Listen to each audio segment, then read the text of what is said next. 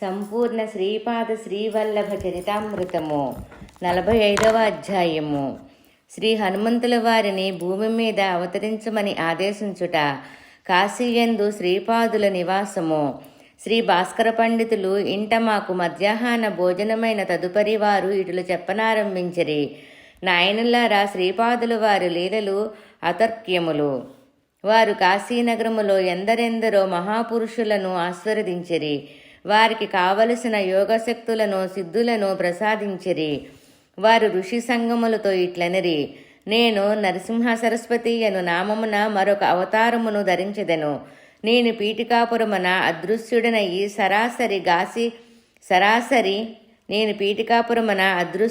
సరాసరి కాశీ వచ్చుటకు ప్రబల కారణము కలదు. ఇది మహాపుణ్యక్షేత్రము, సిద్ధసంగములకు నెలవు. నేను ప్రతిరోజు గంగలో స్నానము చేయుటకు యోగమార్గమున వచ్చేదను. నేను నరసింహ సరస్వతి అవతారమున ఇచ్చటనే సన్యాస దీక్షను స్వీకరించెదను. రాబోవు శతాబ్దములలో క్రియాయోగము గృహస్థు జనులకు కూడా బోధించు నిమిత్తము శ్యామాచరుడు ననడి వాడిని ఇక్కడ జన్మించమని ఆదేశించుచున్నాను. రాబోవు యుగమునకు బ్రహ్మ కాదగిన హనుమంతుని శ్యామాచరుండని వద్దకు పంపి వానికి హనుమంతునిచే క్రియాయోగ దీక్ష నిప్పించెదను. ఇది సత్యము. హనుమంతునకు సీతా రామ లక్ష్మణ భరత శత్రుఘ్నులుగా దర్శనమిచ్చుట. అంతటా వారు ఋషి సంగమములు యోగమార్గమున తమను అనుసరించుచుండగా బద్రికావనమును చేరిరి. అచ్చట గల నరనారాయణ గుహలో అనేక మందికి క్రియాయోగ దీక్షనిచ్చిరి. అచ్చట నుండి 12 క్రోసుల దూరమున ఉన్న ఊర్వశీ కుండమునకు వచ్చిరి. ఋషిగంగలో కూడా స్నానము చేసిరి. 5000 సంవత్సరముల నుండి తపోదీక్షలోనున్న సర్వేశ్వరానందుడనడి మహాయోగిని ఆశీర్వదించిరి. అచ్చట నుండి నేపాళ దేశమునకు పోయిరి. అచ్చట ఒక పర్వతముపై రామనామ ధ్యానమును నందున్న హనుమంతుల వారికి సీతారామ లక్ష్మణ భరత శత్రుఘ్న సమేతముగా దర్శనమిచ్చిరి. అచ్చట ఒక పర్వతముపై రామనామ ధ్యానము నందున్న హనుమంతుల వారికి సీతారామ లక్ష్మణ భరత శత్రుఘ్న సమేతులుగా దర్శనమిచ్చిరి. హనుమతో నిట్లనిరి: నాయనా, అగ్నిబీజమైన రామ్ అనుదానికి ఎన్ని కోట్ల సార్లు జపించితవో లెక్కకే అందుటలేదు. ఎంతటి స్వల్పకాలమైనను కూడా అంత స్వల్పకాలములో కూడా రామ్ బీజమును ఉచ్చరించుచుంటివి. నీ లెక్క వ్రాయుటకు చిత్రగుప్తుల వారు తెల్లమోగము వేయుచున్నారు. మహా అనంతమైన మహాశూన్యకాలమున కూడా కోటాను కోట్ల రామనామమును చేయుచున్నావు. అందువలన నీవు కాలాత్మకుడువైనావు. నీ వయసు ఎన్ని లక్షల సంవత్సరములని వ్రాయుటకు చిత్రగుప్తునికి తోచటలేదు.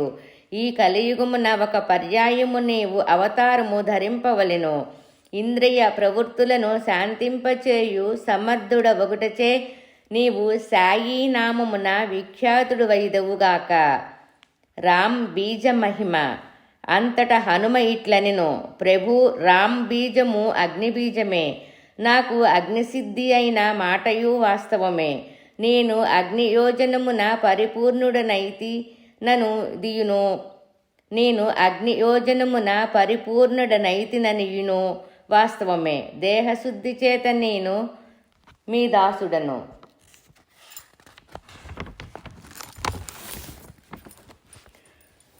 శ్రీపాదరాజం శరణం ప్రపద్యే. 45వ అధ్యాయము 2వ పేజీ. జీవబుద్ధి చేత నేను మీ అంశమును, ఆత్మబుద్ధి చేత మీరే నేనయి ఉన్నాను. నేను ఏ రూపమున అవతరింపవలనో తెలియచేయవలసినది. శ్రీపాదులు వారు మందహాసముతో ఇట్లనిరి: నీవు శివాంశ సంభూతుడువైనను రామభక్తుడువైతివి. భళి. అరబ్బీ భాషలో అల్ అనగా శక్తి, అహ్ అనగా శాక్త, శక్తిని ధరించిన వాడు. అందుచేత అల్లాహు అనగా శివశక్తుల సంయుక్త స్వరూపమని అర్థము. బళి. అరబ్బీ భాషలో అల్ అనగా శక్తి, అహ్ అనగా శాక్త, శక్తిని ధరించినవాడు. అందుచేత అల్లాహు అనగా శివశక్తుల సంయుక్త స్వరూపమని అర్థము. ఇంతకాలము జానకీ వల్లభ రూపమున నన్ను ఆరాధించిన నీవు మ్లేచ్ఛజనులకు అంగీకారయోగ్యమైన శివశక్తి స్వరూపమైన అల్లానామమును స్మరించుచు నన్ను శివశక్తిగా ఆరాధించుము. అంతట సాయి ఇట్లనెను, ప్రభు నాకు భరద్వజ మహర్షి త్రేతాయుగమున సావిత్ర కాటక చైనమును పీఠికాపురమున చేసిదునన్నది తెలియను. ఆనాడిచ్చిన వరము వలన మీరు భరద్వజ మహర్షి గోత్రమున జన్మించిన విషయమును తెలియను. నేను మీ నుండి ఎట్టి పరిస్థితులలోనూ విడిపోయి ఉండదలుచుకోలేదు. మీ గోత్రమే నా గోత్రము కావలెను. నేను మీ బిడ్డను కాదా? శ్రీపాదుల హనుమల సంవాదము. అంతట శ్రీపాదులు, నాయనా హనుమ, నీవు ధరించు దేహము భారద్వజ గోత్రమునందే కలుగును కాక అనిరి. హనుమ మరలా ఇట్లనెను, అల్లా మాలిక్ అనగా అల్లాయే యజమాని అని అర్థము. శ్రీపాదుల వారు హనుమను కౌగలించుకొనిరి. హనుమ, నీవు దేహబుద్ధిని వీడము. నీవు నా అంశము. ప్రభు, నేను నీ అంశనని అంగీకరించుచున్నాను. అయితే అంశావతారములు ఈ భూమి మీద తమ పని ముగించుకున్న తర్వాత మూలతత్వములో కలిసిపోవును. అప్పుడు అంశావతారములకు విలువయే లేకుండా పోవును. అందువలన నేను ధరించడి అంశావతారము మూలతత్వముతో నిరంతరము కలిసియుండయు ఆది మూలమైన మీ తత్వములోని శక్తి సంపద అంతయును ధరించి ఉండవలెను. అంతట శ్రీపాదులిట్లనిరి, నాయనా హనుమ, నీవు కడుంగడు బుద్ధిమంతుడవు. నీ ఏ శక్తి ప్రాభావములు నా యందు కలవో అవన్నీయు నీయందు కూడా నెలకొనియుండుగాక. నాయనా హనుమ, నీవు కడంగడు బుద్ధిమంతుడువు. ఏ శక్తి ప్రభావములు నాయందు కలవో అవన్నీయును నీయందు కూడా నెలకొనియుండుగాక. నేను నరసింహ సరస్వతి రూపమున శ్రీశైలమునందలి కదిలీవనములో గుప్తముగా 300 సంవత్సరములు యోగ సమాధిలో నుండెదెను. అంతట ప్రజ్ఞాపురమున స్వామి సమర్థుననడి పేరుతో వ్యాఖ్యాతుడనైదెను. నేను శరీరమును వదిలిడి సమయము ఆసన్నమైనప్పుడు సాయి రూపమున ఉన్న నీలోనికి అవతరించెదెను. సుస్పష్టముగా నా అవతారము నీలో ఉన్నదని ప్రకటించెదెను. నీవు నా యొక్క సర్వసమర్థ సద్గురు అవతారముగా విఖ్యాతి నొందెదవు. ప్రభు, దేహబుద్ధితో మీ సేవకుడును కావున అల్లా మాలిక్ అని సంచరించెదెను. జీవాత్మ బుద్ధితో మీ అంశన ఈ గురుస్వరూపున ప్రవర్తిల్లెదెను. కానీ శ్రీచరణులు దత్తప్రభువులు కదా, మీకును నాకును అవతారముండుట భావ్యమా? నేనే మీరుగా, మీరు నేనుగా మారిన ఎడల కదా అద్వైతము సిద్ధించును. అందువలన మీరు నాకు దత్త సాయుధ్యమును ప్రసాదింపుడు. శ్రీపాద శ్రీవల్లభుడు కాలపురుషుని తమ వద్దకు హాజరు కావలసినదని శాసించిరి. కాలపురుషుడు చేతులు కట్టుకొని నిలబడి ఉండెను.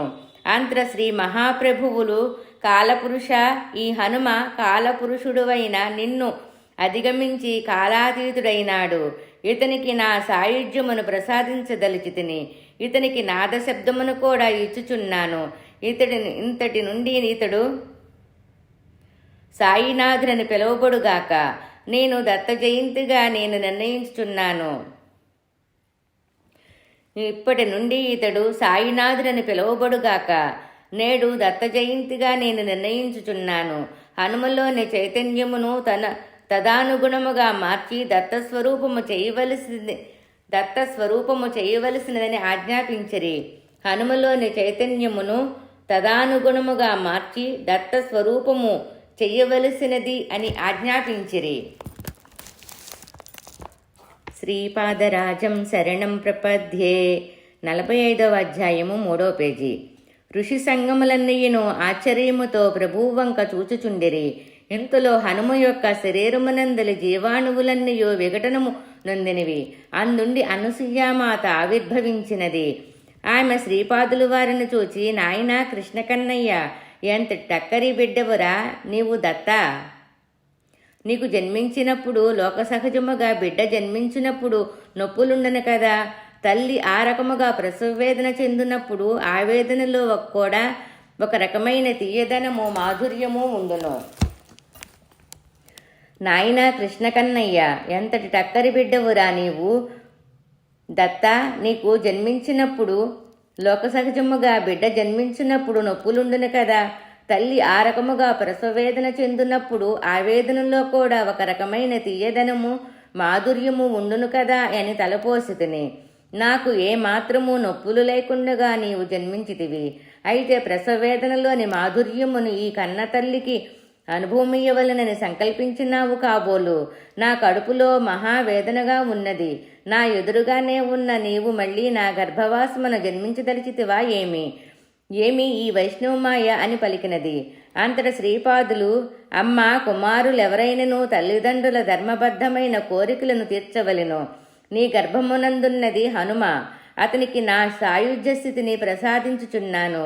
ఒక విధముగా చెప్పవలనన్న నా మాయచే నేనే నీ గర్భమున జన్మించుచున్నాను అని పలికిరి. కొంతసేపటికి నొప్పులు అధికము కాదొచ్చెను. అన్నసూయామాత ముద్దులు మూటకట్టు 3 తలలు కలిగిన దత్తమూర్తికి జన్మనిచ్చెను. కొంతసేపటికి ఆ మూర్తి అంతర్ధానమయ్యి ఆమె వడిలో ఒక పసిపాపుడు ఉండెను. ఆ నవజాత శిశువునకు సాక్షాత్తు అనసూయాదేవి సన్యమునిచ్చెను. ఈ సంఘటన కొద్దిసేపటికి అదృశ్యమాయెను. హనుమ రూపము కానవచ్చెను. జానకీరాములు మాత్రము హనుమ ఎదురుగా నుండిరి. అంతట హనుమ, ప్రభు, మ్లేచ్ఛ మతమునందున మంచి విషయములు, సనాతన ధర్మమునందున్న మంచి విషయములు రెండింటినీ సమన్వయము చేయుటకు ప్రయత్నించాను. మ్లేచ్ఛ గురువు కూడా ఉండవలను కదా అని అడగగా, ప్రభువు మహబూబు సుభాని అను మహాజ్ఞాని నాలో లీనమయ్యి ఉన్నాడు. అతన్ని వారిష్ ఆలీషా అను పేరున అవతరింపచేసెదను. అతడు నీకు గురువయ్యి యోగ రహస్యములను బోధించును. క్రియాయోగమును శ్యామాచరుణుడు బోధించును. నీకు కావలసిన ఇంకా వరములేవి అయినను కోరుకొన దలించిన ఎడల కోరుకొనవచ్చును అనిరి. మాణిక్య ప్రభువు ఆవిర్భావము. అంతటా హనుమ ఇట్లనెను, ప్రభువు మీరు పద్మావతి వెంకటేశ్వరుల అభిన్న స్వరూపులని వింటెని. మీ ఆరాధనమును తెలిసిన వైష్ణవ స్వామిని కూడా అనుగ్రహింపుడు. అంతట శ్రీచరుణులిట్లనిరి, నన్నే నిరంతరము స్మరించుచు నా చైతన్యములో సదా మనసును లీనము చేసియుండు గోపాలురావు అను మహావిష్ణువును నీకు గురువుగా ప్రసాదించుచున్నాను. అతడు వెంకటేశ్వర భక్తుడై వెంకూస అని పిలువబడును. అతని శరీర పాతానంతరము అతని భస్మమును కొండ యందుంచి కొంతకాలము భూమిలో నిక్షిప్తము చేసి ఉంచుము. నా సూచనాందిన తదుపరి ఆ కొండను తెరిచి చూచిన వెంకటేశ్వరుని విగ్రహముండును. ఆ విగ్రహమునకు అర్చనలు జరిపినను నేను ప్రసన్నుడనై వరములనిచ్చిదెను. అంతటా హనుమ జానకీమాతతో, అమ్మా, మీరు ప్రేమ పురస్సరముగా ఈ బిడ్డయందు గల వాత్సల్యముచే మాణిక్యహారమునిచ్చితిరి.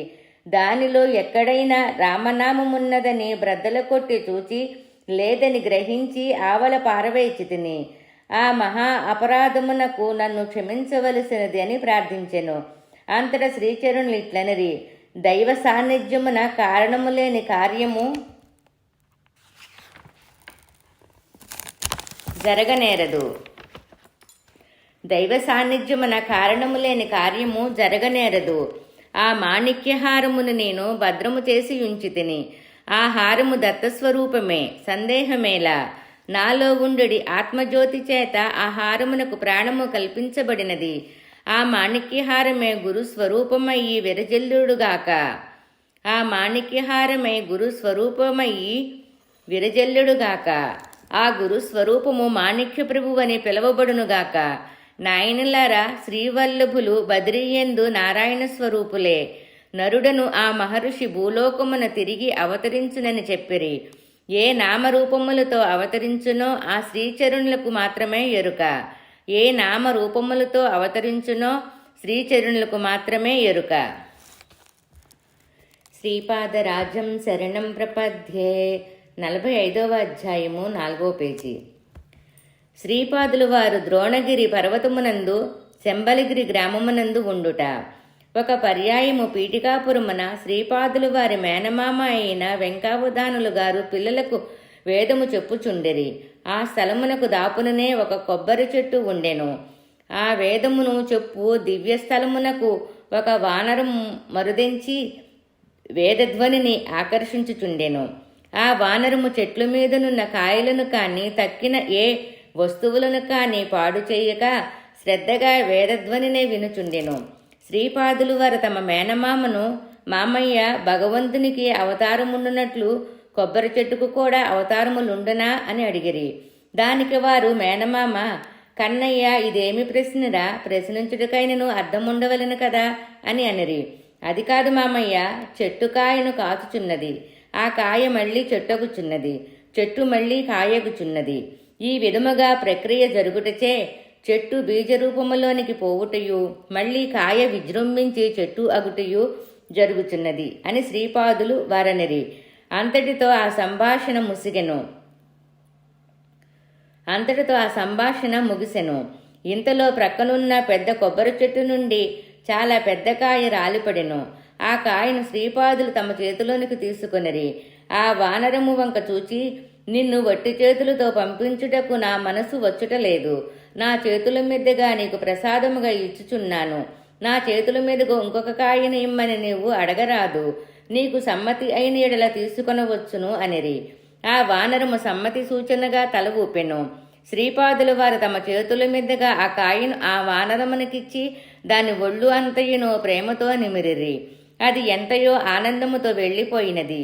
అసలు ఆ వానరము ఎవరో, ఆ కాయను ఎందుకు ఇచ్చినారో, ఇంకొక కాయను ఈయనని ఎందుకు చెప్పిరో, అప్రయత్నముగా ఆ కాయ ఎందులకు నేల రాలినదో ఎవరికెరుక. వారి లీలలు చిత్ర విచిత్రములు, ఊహాతీతములు. శ్రీ మహాప్రభువులు ద్రోణగిరి అని పిలువబడు సంజీవిని పర్వతము వద్దకు వెళ్ళిరి. కొన్ని రోజులు పర్యంతము అక్కడ ఉన్న ఋషి సంగములతో ఆనందముగా గడిపిరి. అక్కడనున్న మహాయోగులకు ఏమి అనుగ్రహించిరో ఎవరికెరుక. అచ్చట నుండి కల్కీ ప్రభువు జన్మించు శంబల గ్రామమునకు పోయిరి. ఆ ప్రదేశము మహాయోగులకు కూడా దర్శించ వీలు కాని ప్రదేశము. హిమాలయములందు వేల కొలది సంవత్సరములు తరబడి తపస్సు చేయు మహాపురుషులు అతడు నుందురు.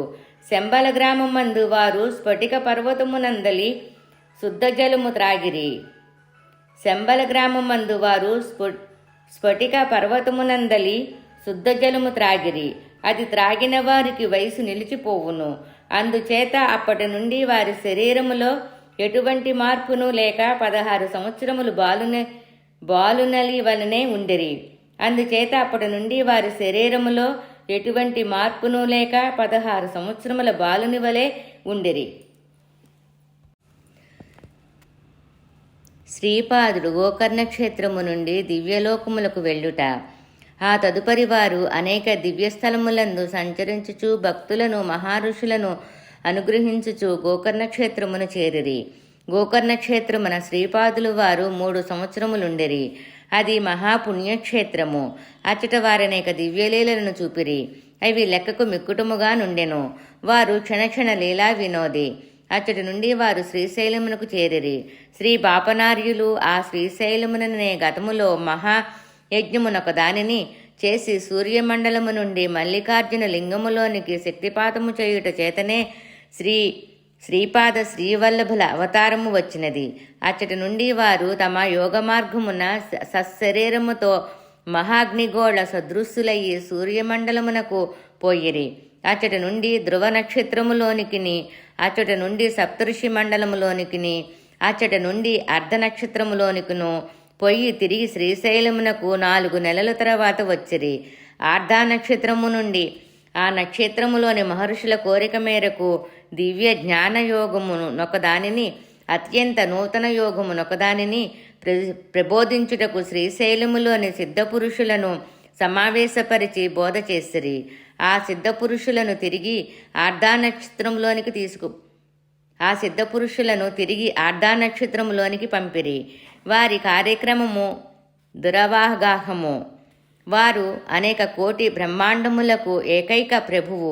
కొంతకాలమునకు వారు కురంగడ్డ అను దివ్యస్థలమును చేరిరి. శ్రీపాద శ్రీవల్లభులకు జయము జయము. 45వ అధ్యాయము సంపూర్ణం.